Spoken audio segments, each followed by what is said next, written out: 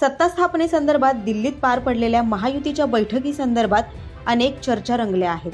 या बैठकीत शिवसेनेनं गृह, नगरविकास, सार्वजनिक बांधकाम खात्यासह काही महत्त्वाच्या खात्यांची मागणी केल्याचं सांगितलं जात आहे। त्याचबरोबर जर उपमुख्यमंत्री पद मिळालं तर एकनाथ शिंदे ते स्वीकारणार का याविषयी देखील चर्चा रंगली आहे। याबद्दल शिवसेना शिंदे गटातील नेत्यांची नेमकी भूमिका काय आहे हे आपण पाहूया। एका वृत्तवाहिनीशी संवाद साधताना संजय शिरसाट म्हणाले की महायुतीच्या विजयात शिवसेनेचा वाटा मोठा आहे, त्यामुळे आम्हाला खाती देताना निश्चितच विचार करावा लागेल। गृह खातं देण्यास भाजपचा विरोध का आहे याची मला कल्पना नाही। मागच्या काही काळात राज्यात दंगली झालेल्या आहेत, जाती-जातींमध्ये आंदोलनं होत आहेत। ओबीसी, मराठा यांचं आंदोलन हाताळण्यात कसं पणाला लावावं लागेल। महाराष्ट्रात शांतता ठेवण्याची गरज असून हा कारभार शिवसेनेनं सांभाळला पाहिजे अशी अपेक्षा संजय शिरसाट यांनी व्यक्त केली आहे। मुख्यमंत्री पदाचा दावा सोडल्यामुळे राज्य मंत्रिमंडळात आता दुय्यम भूमिका स्वीकारण्यास एकनाथ शिंदे तयार होतील का असा प्रश्नही वारंवार उपस्थित केला जात आहे।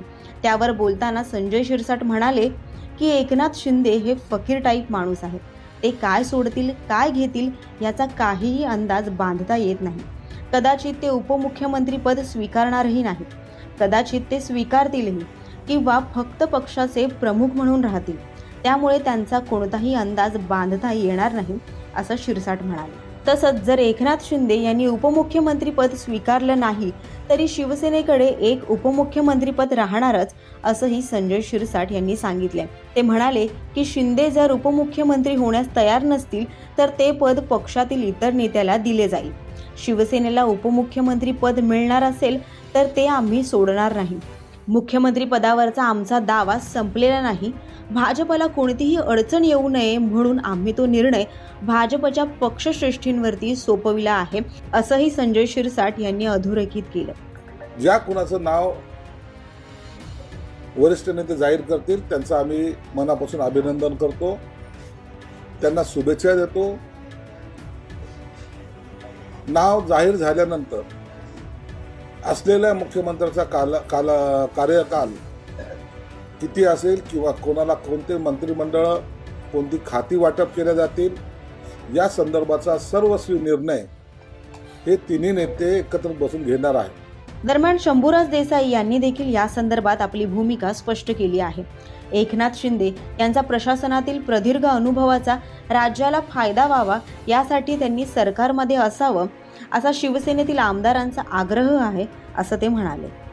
शिवसेना पक्षाचे मुख्य नेते आणि राज्याचे मुख्यमंत्री आदरणीय एकनाथजी शिंदे साहेबांचा प्रशासनामधला प्रदीर्घ अनुभव, त्यांनी घेतलेले कल्याणकारी निर्णय, त्यांनी घेतलेले लोकहिताचे निर्णय आणि त्यांचा प्रदीर्घ अनुभव विचारात घेता शिवसेनेचं असं मत आहे, शिवसैनिकांचं असं मत आहे, शिवसेनेच्या आमदारांचं असं मत आहे की माननीय शिंदे साहेबांच्या अनुभवाचा उपयोग, अनुभवाचा फायदा या महायुतीच्या सरकारला मिळाला पाहिजे।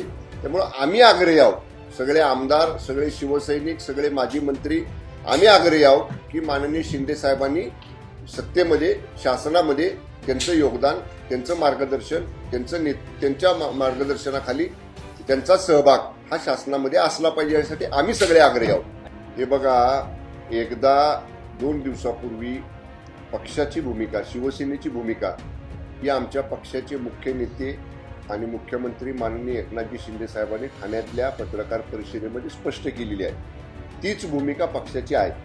माननीय शिंदे साहेबांनी शिवसेना पक्षाबाबतीतली जी भूमिका घेतलेली आहे की त्या भूमिकेशी आम्ही सगळेजण सहभागी आहोत। साहेब जो निर्णय घेतील, साहेब जे धोरण ठरवतील त्याप्रमाणे शिवसेना पक्ष वाटचाल करेल।